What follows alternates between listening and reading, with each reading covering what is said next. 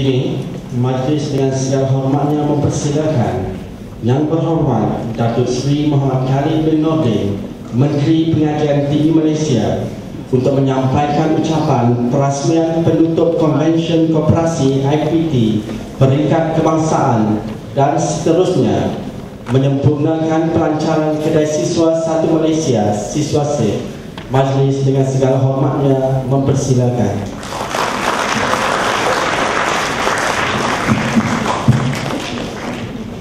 Bismillahirrahmanirrahim. Assalamualaikum warahmatullahi wabarakatuh. Salam sejahtera dan salam satu Malaysia. Yang berbahagia Datuk A.B. Rahim dan Muhammad Noor, Ketua Setiausaha Kementerian Pengajian Tinggi Malaysia. Yang berbahagia Profesor Dr. Ahmad Faris Ismail, Pemangku Rektor Universiti Islam Antarabangsa Malaysia. Yang berbahagia Profesor Dr. Nik Ahmad Kamal Nik Mahmud, Timbalan Rektor Al-Ihwal Pelajar Universiti Islam Antarabangsa Malaysia. Yang berbahagia Puan Haji Hawa Muhammad Saleh, Timbalan Pengurusi Eksekutif Suruhanjaya Koperasi Malaysia. Kawan kanan daripada universiti, daripada Majlis Usahawanan Mahasiswa Universiti Malaysia Makmum, daripada pihak Angkasa Angkatan Koperasi Kebangsaan Malaysia, daripada Kosisma Berhad, wakil-wakil daripada IPT, peserta-peserta konvensyen, rakan-rakan media, dan jemputan tuan-tuan dan puan-puan hadirin hadirat yang saya hormati sekalian.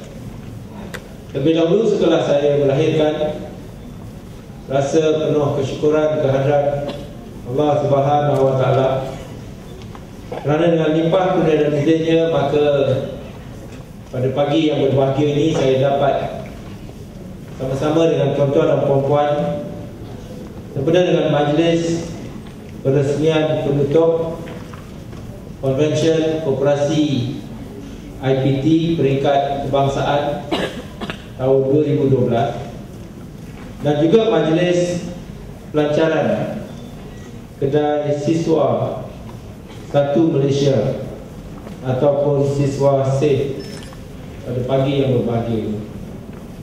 Saya ingin mengucapkan berbanyak terima kasih dan setinggi-tinggi penghargaan kepada pihak penganjur, khususnya kepada Universiti Islam Antarabangsa Malaysia, kerana sudi menjemput saya hadir pada seminar ini, iaitu seminar Konvensyen Koperasi Siswa yang bertemakan Koperasi Menjana Transformasi Minda Usahawanan Mahasiswa, dan seterusnya meresmikan kedai siswa SIF 1 Malaysia UIAM yang sudah tentu sangat bermakna kepada semua warga UIAM. Ianya bukan setakat membuka satu lembaran baru, malah mencipta sejarah tersendiri dalam bidang koperasi mahasiswa dan juga keusahawanan siswa, khususnya di universiti ini dan amnya di IPT dalam negara kita. Untuk makluman kita bersama, kedai siswa 1 Malaysia ataupun siswa SIF yang mencirikan kedai rakyat 1 Malaysia ini adalah satu usaha Kementerian Pengajian Tinggi sama-sama dengan Kementerian Perdagangan Dalam Negeri, Koperasi dan Kepenggunaan, Kosisma dan juga Angkasa.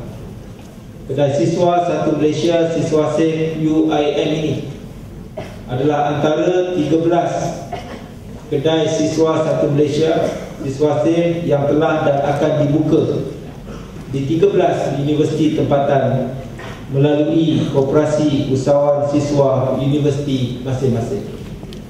Untuk itu, syabas saya ucapkan kepada pihak Kosiswa UIM kerana turut serta dalam menjayakan penubuhan kedai siswa 1 Malaysia, Siswa Safe ini, dan juga PPK UIM kerana berjaya menganjurkan konvensyen yang sungguh bermanfaat ini.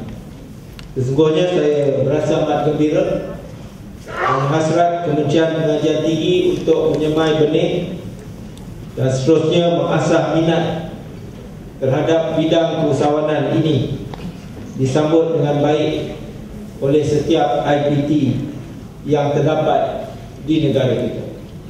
Ini adalah satu petanda positif ke arah transformasi keusahawanan di kalangan mahasiswa yang terdapat dalam negara kita pada hari ini.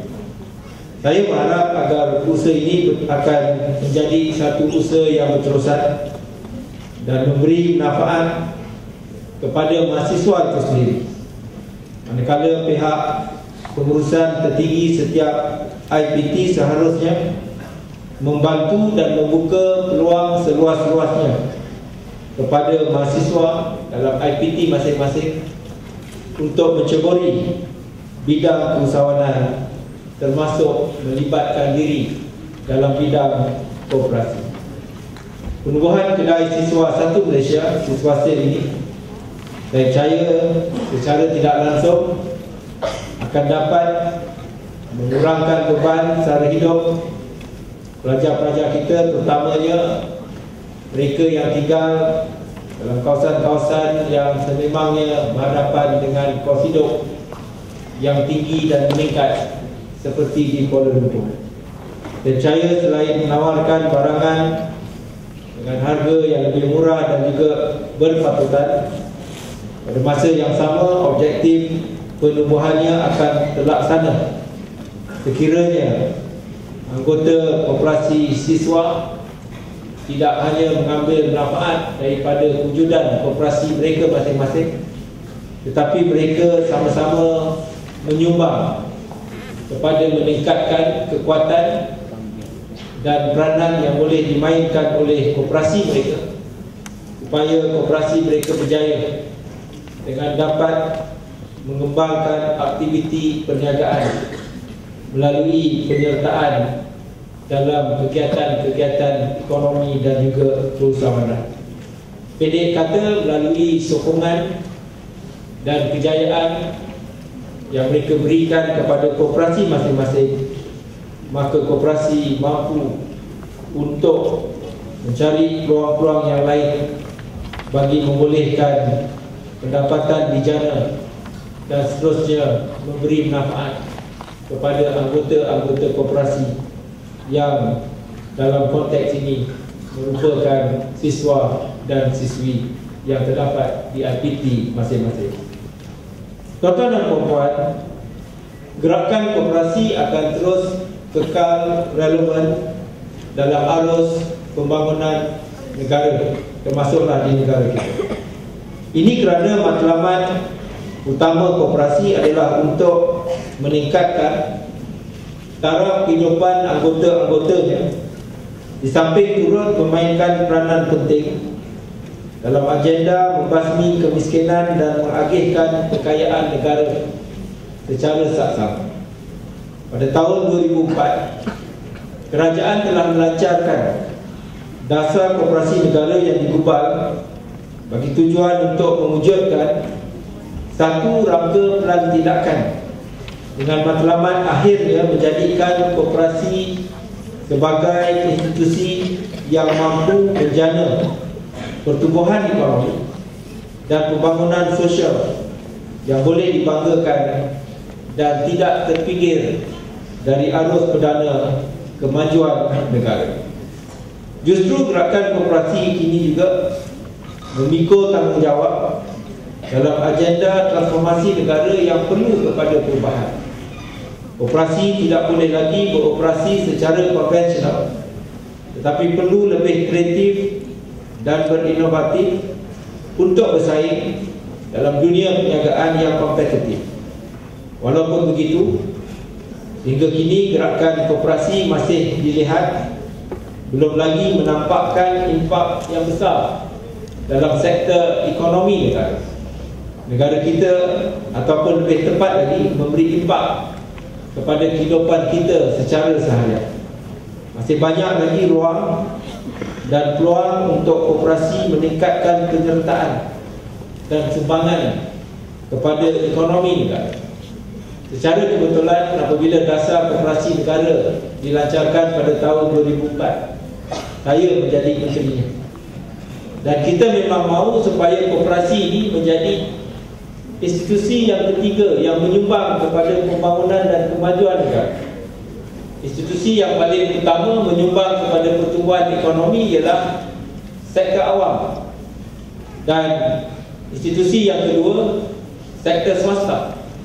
Maka melalui dasar pembangunan koperasi negara, kita dapat lihat bagaimana koperasi itu boleh menjadi sektor yang ketiga, menyumbang kepada pertumbuhan ekonomi, menjadikan koperasi itu sebagai instrumen ekonomi anggota, bukannya instrumen kebajikan.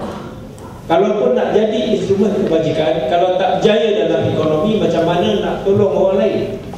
Jadi sebelum boleh jadi instrumen kebajikan, mesti menjadi instrumen ekonomi. Maka di sinilah peranan koperasi. Kerana kita mahu supaya pertumbuhan ekonomi yang dihadapi oleh negara kita benar-benar memberi manfaat kepada rakyat. Dan rakyat juga mesti berkemampuan untuk menyumbang kepada pertumbuhan ekonomi. Rakyat bukan sahaja penerima manfaat, tetapi menjadi pemain. Dan pertumbuhan itu benar-benar dirasai oleh rakyat. Secara individu mungkin kita tak mampu lakukan itu, maka kita berkoperasi, kita bergotong royong, kita bekerjasama, kita bertolong menolong. Itulah konsep koperasi.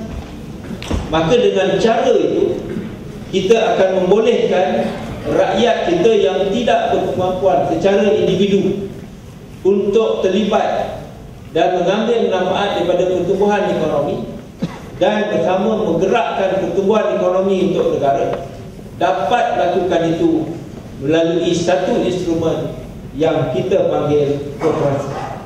Jadi atas sebab itulah sektor koperasi menjadi sektor yang ketiga yang boleh memainkan peranan untuk memaju menjayakan pembangunan sosial masyarakat yang terdapat dalam negara kita pada hari ini.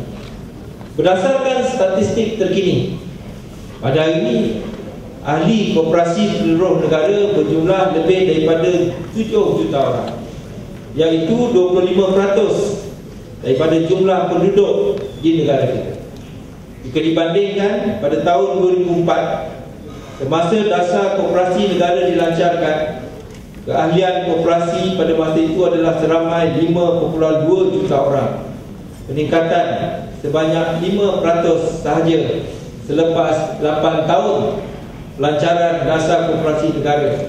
Dan ini menunjukkan bahawa sektor koperasi masih lagi belum mencapai ke satu tahap yang kita boleh banggakan dalam negara kita pada hari ini. Saudara-saudari sekalian, maka di sinilah peranan yang amat kritikal perlu dimainkan oleh saudara-saudari sekalian sebagai mahasiswa-mahasiswi dalam mengubah persepsi dan seterusnya membuktikan bahawa gerakan koperasi ini boleh berjaya.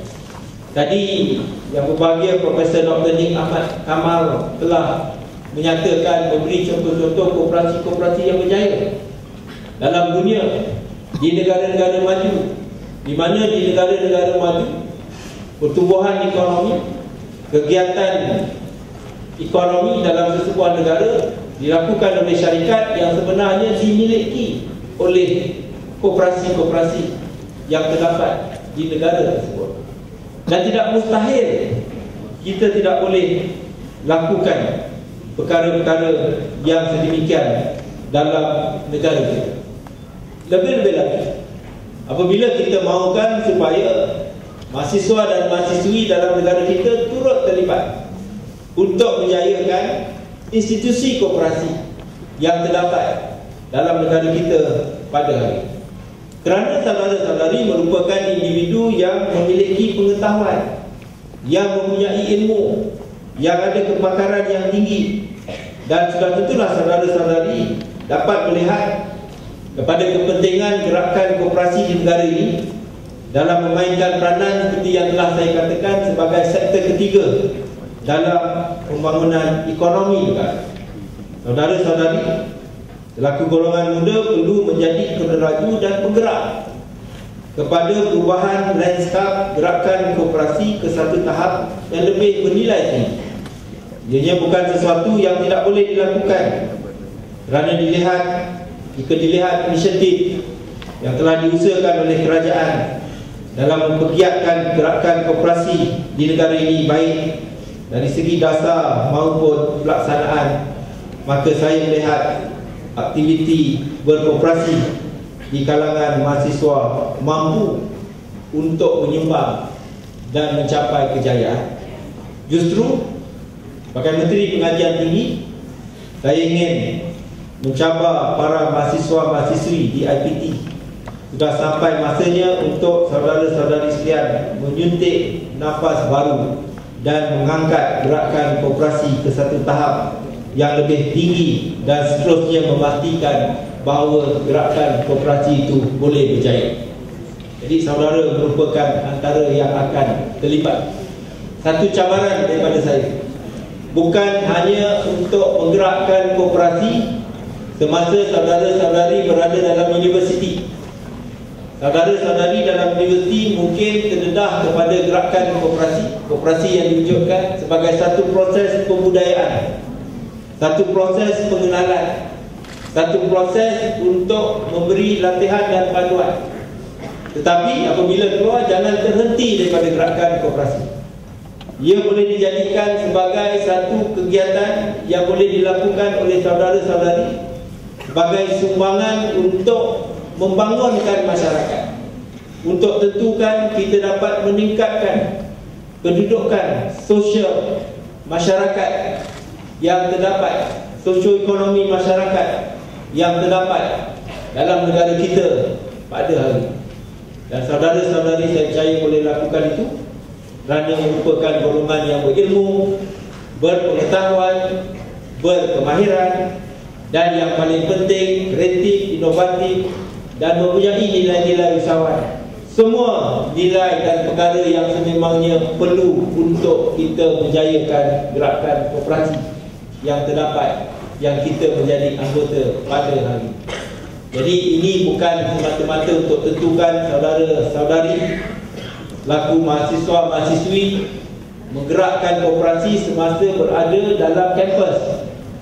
Tetapi yang paling penting ukurannya ialah apabila keluarlah, apakah saudara-saudari akan teruskan usaha untuk bersama-sama menyertai menjadi anggota ataupun menerajui koperasi-koperasi yang terdapat dalam masyarakat di mana saudara-saudari tinggal ataupun bekerja di masa yang akan datang. Bukan hanya berhenti setakat selepas kita sepanjang masa kita hanya berada dalam universiti pada hari ini. Hubungan dengan itu, saudara-saudari sekalian, maka kementerian sememangnya amat menggalakkan IPT untuk menubuhkan koperasi. Dan pada hari ini saya difahamkan bahawa terdapat lebih kurang 153 koperasi yang beroperasi di IPTA, IPTS, Politeknik, College Community dan juga College Swasta.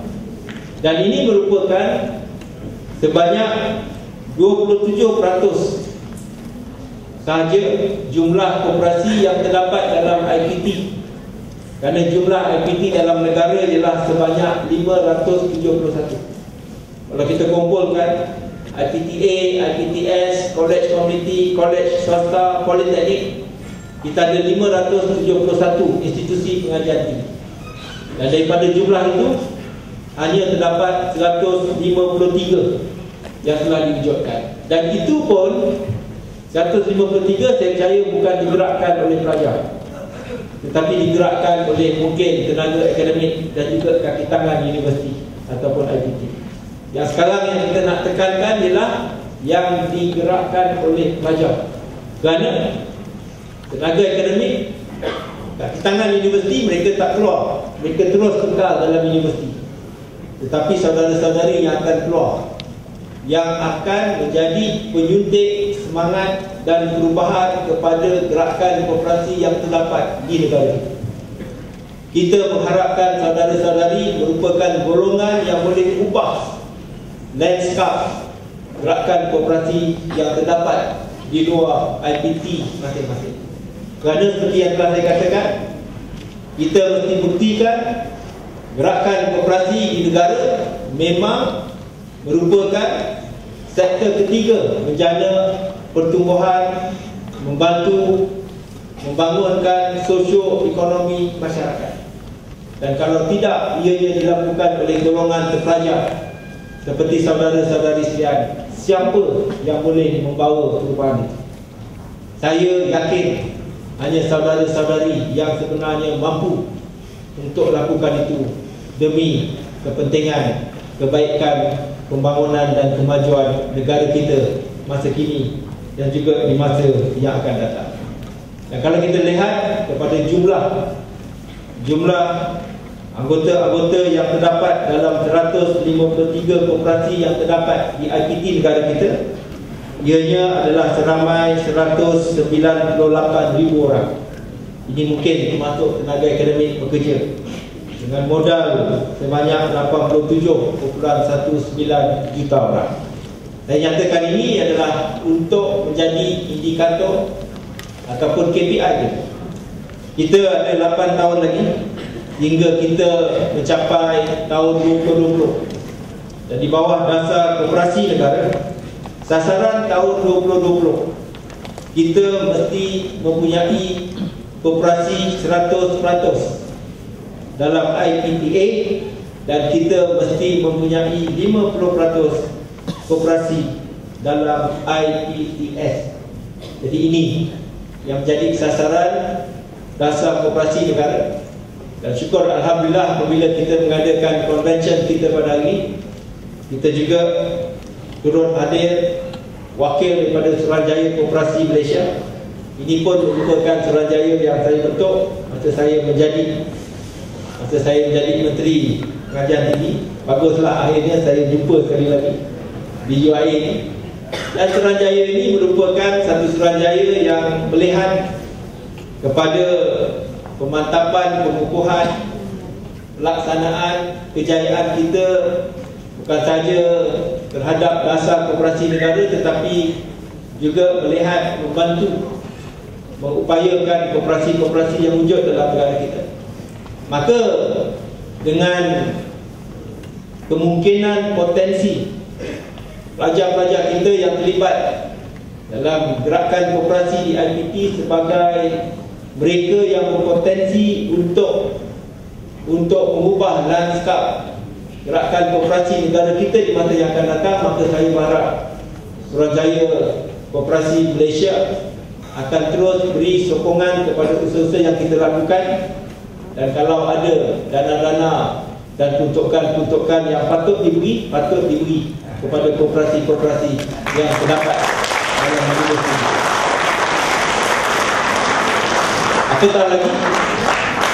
Apatah lagi kita tahu pelajar-pelajar kita merupakan mereka yang sentiasa mempunyai idea yang inovatif dan kreatif.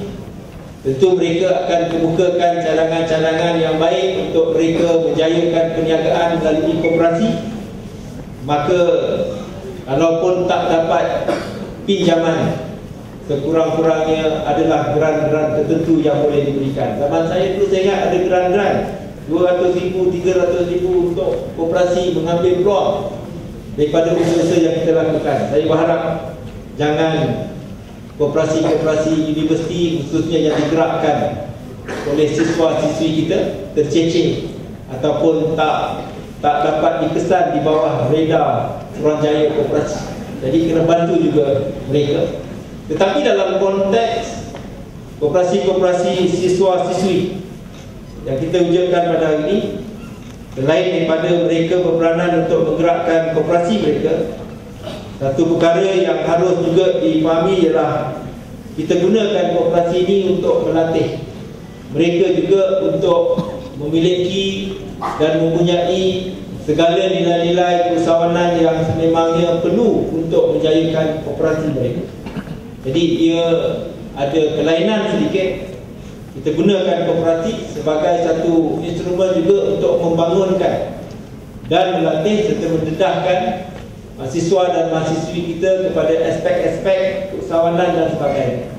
Jadi dalam konteks ini juga saya berharap supaya kita dapat beri perhatian dan kita beri sokongan kepada usaha-usaha yang dilakukan oleh koperasi-koperasi yang digerakkan oleh mahasiswa-mahasiswi yang terdapat dalam IPT negara kita pada hari ini.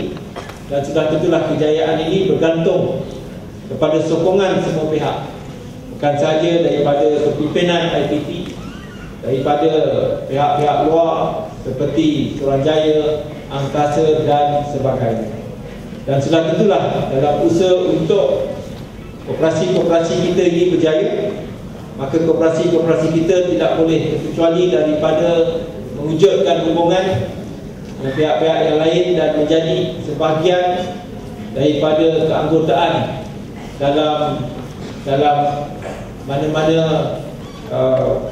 institusi ataupun pertubuhan yang lebih besar yang boleh menggabungkan dan memberi manfaat dan nikmat kepada koperasi-koperasi kita seperti Angkasa dan sebagainya.